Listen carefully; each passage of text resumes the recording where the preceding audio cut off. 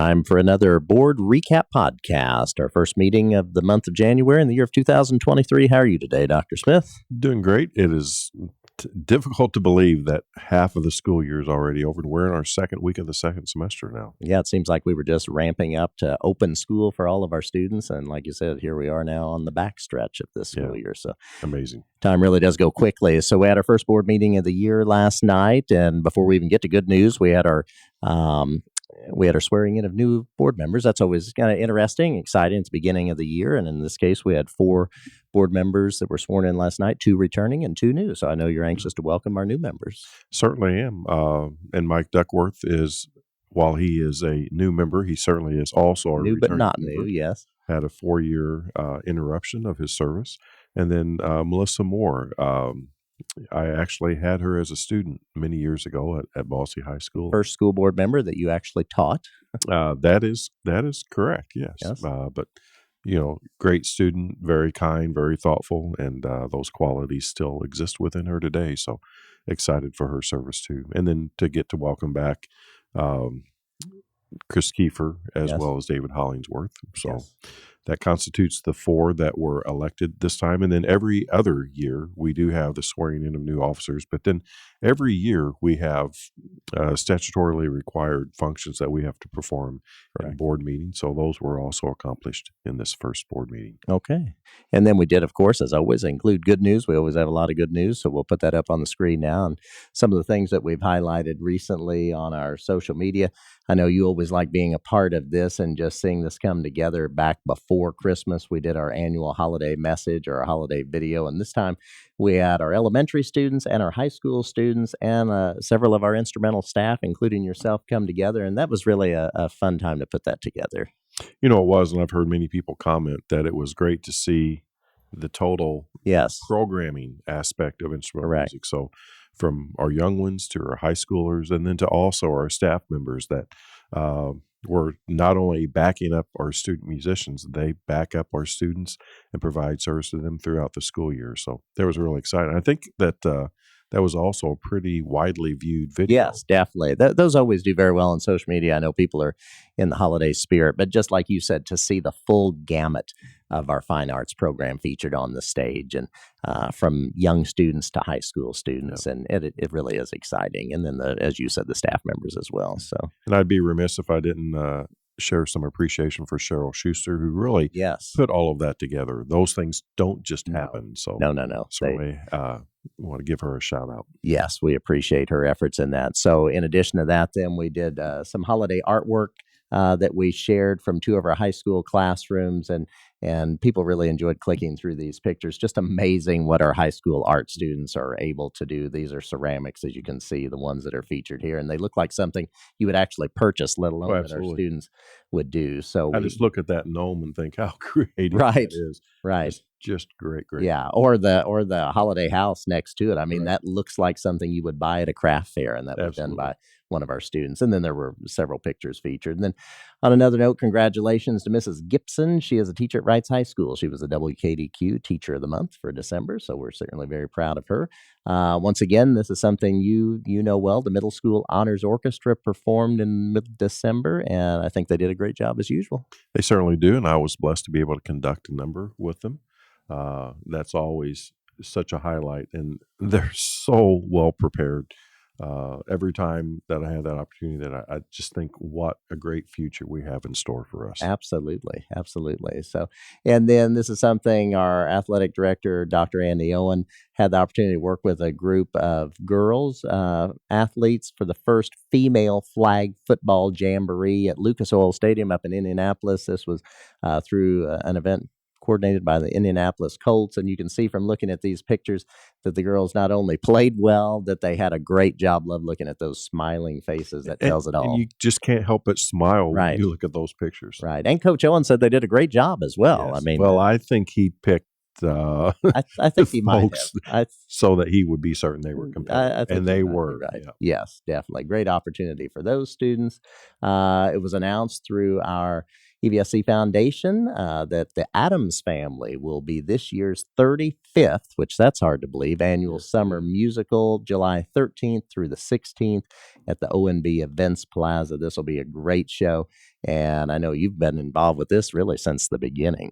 Actually, when you have that 35th up there, it makes me harken back to the days where we actually had the initial planning for those summer musicals. So that just kind of is an indication that I've been around for a long time. Yes, but great opportunity for our students in that as well.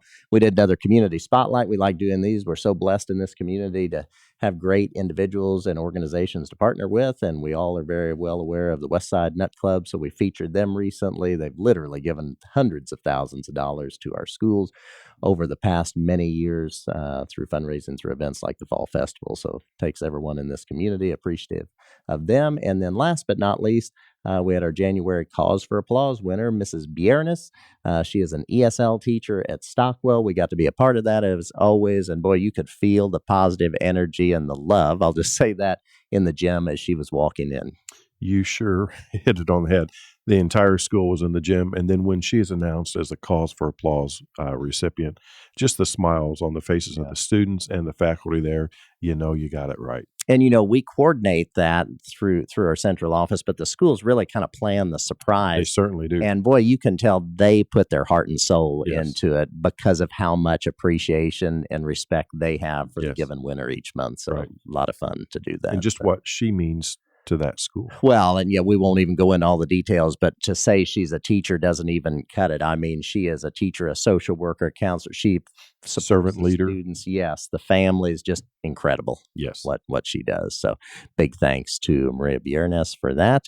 And then that took us into the organization of the Board of School Trustees. And I think you've said most of this, except I know we're going to have the same organizational structure this time, correct? Right. So I'll just go over some of the highlights.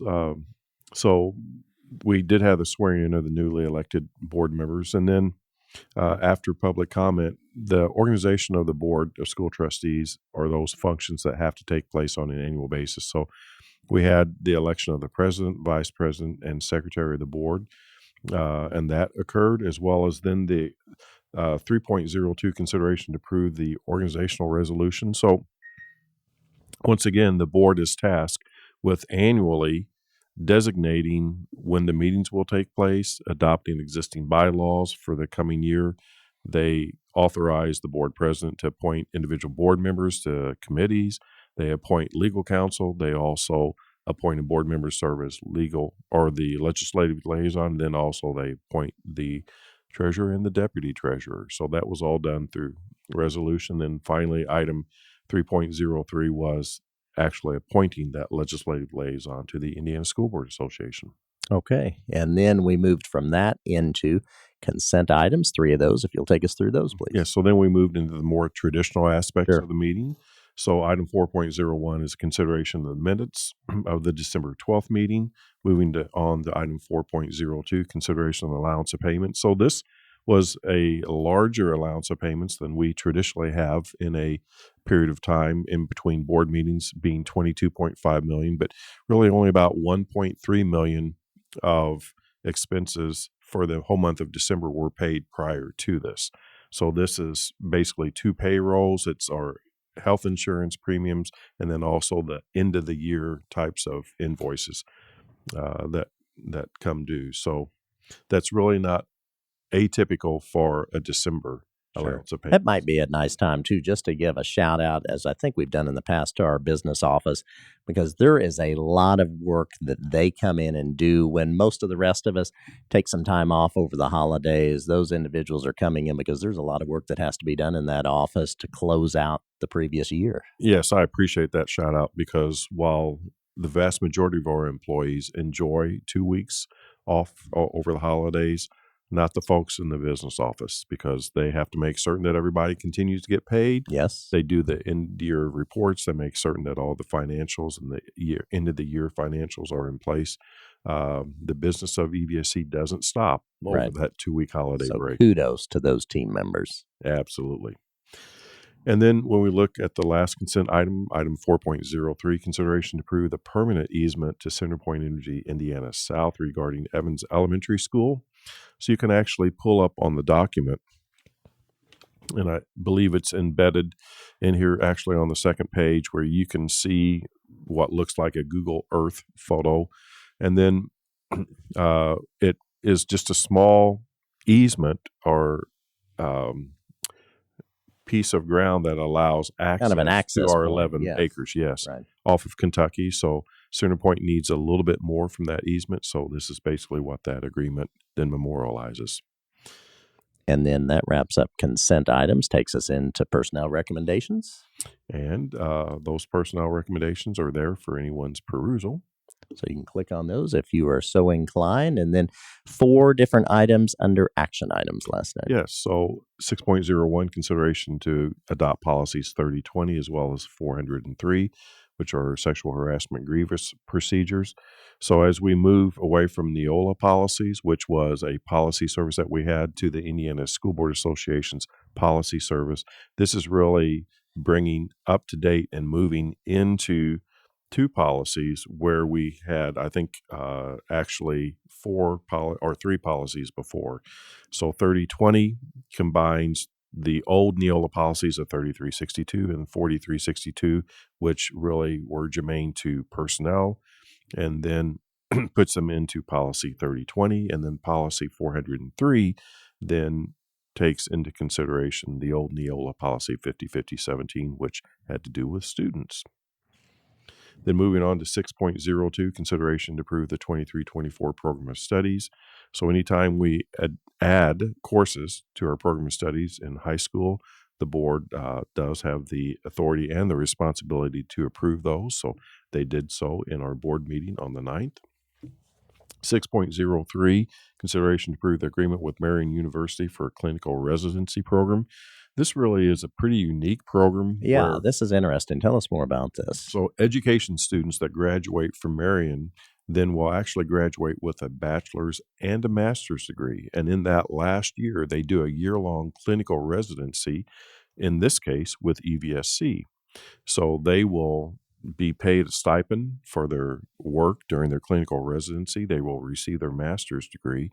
And they will also then, in that clinical residency, get just a year's worth of experience with one of our master teachers.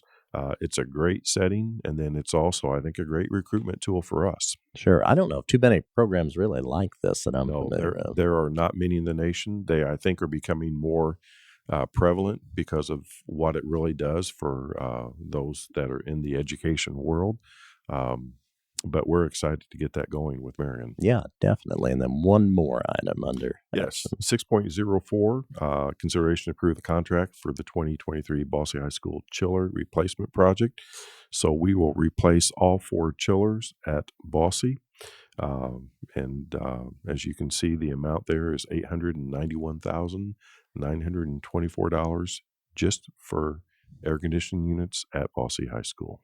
Yes, so that obviously takes careful planning for us to maintain that throughout the district when we have 40 schools. So kudos, as we always say, to our facilities office, because, boy, this is just a dedicated process of making sure that we stay up to date on HVAC, which is very important if our students are going to be comfortable in their learning environment. Correct. And I just a shout out to Daryl Ingermeyer, Chief Facilities Officer, and his crew.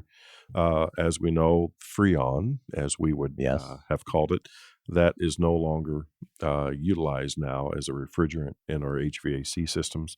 But that, I think, and I'm going to get this wrong, I think it is, was it $8,000? I think it's an incredibly expensive amount of money. I know now if you purchase it. For I believe a 30-pound container of that refrigerant. So we are able then to recycle all of that and then use that in our other chillers that continue to use that kind of Freon. So as we move to new units that don't require that, we are recycling, cleaning, and using that for our units that we have yet to replace. Yes, which saves us, I think, a tremendous amount of money. Yes. And this is a major operation. We'll bring a big crane in. It's not like setting an air conditioning unit on a concrete pad outside of your house. It is It is a very involved process. So once again, appreciate all the work that our facilities folks do. Yes, absolutely. And just real quick, I'm going to shout them out because, as we know, we had extreme cold temperatures right before Christmas. We fared really pretty well, but of course, you do have on occasion a couple of water issues when you have that. And boy, they were on it, and they were working diligently to make sure that anytime we had an issue because of those extreme temperatures, it was taken care of, and anything that needed to be cleaned up was cleaned up. So kudos to them for that. We have 5.1 million square feet under roof, so you're going to have some issues where you have just abnormally cold when it's 7 below. But our folks monitored, and then if there was an issue, as you said, and there are going to be issues with that much square footage under roof, they were right on it. So appreciate them, and also monitoring all of those conditions over the holiday break. Right. And then we had 5 items under information items last night. Yes, so I'll bracket those into really 2 separate categories. The first being 7.01, consideration to award the contract for the Highland Elementary School upper level flooring. This will then complete all of the flooring at Highland, so we're excited to bring that to conclusion. Well, they look great. The schools that we've been able to finish really does make a difference. Yes, so we're excited for that, and hopefully the board will approve that in our next board meeting. And then the next 4 items under information are all the monthly financial reports that Dr. Underwood brings to the board for their perusal and for their information. And then we wrapped that up and went into continued business, and I think you basically were saying how pleased you were with the start of the second semester. Yes. I'll shout out Hebron specifically. They wanted to make certain that it was a joyous return, and I think they posted 60 some odd photos on Facebook. That first day back, they wanted it to be fun. Yeah, and it was. So I appreciate all the extra effort that they went to make certain that that was a great experience for our kids, and that's just an example of what all of our schools do. So but wanted to shout them out for that. Yeah, definitely. And then this meeting came to an end, and could you just explain for us what we did next? Because we basically called a second very short meeting to order. So Indiana law requires that we have one financial meeting a year for the specific purpose of the Board of Finance accepting reports from the treasurer. So that's what we did after the regular board meeting last night. There was a call to order for the finance meeting, and one of the first items of business was the election of the president and secretary of the Board of Finance, and it's been our tradition that then the individuals that serve that year as the president as well as the secretary of the board then assume those roles for the Board of Finance, which was approved last night. And then basically Dr. Underwood presents 2 reports. The first report is the annual report of investments, which basically we invest in Trust Indiana. So it's a 1-pager that is the summary of accounts. You see the beginning balance, the investments, the payments, the earned income, and then the current balance for the various funds that we do invest. So this past year we earned income off of those investments of $373,500. And then the final report that Dr. Underwood provides is the report that really, they're documents that are obtained from the Indiana Distressed Units Appeals Board. We refer to that as DUAB. And I think there are 20 some odd pages that are just various reports that the public has. So the first page is basically where you can access things. And then when you go on to page 2 through 29, there are various things about the free and reduced lunch percentage, special ed percentage, the certified net assessed valuation of Vanderbilt County, because that is our place of legal settlement for the EVSC.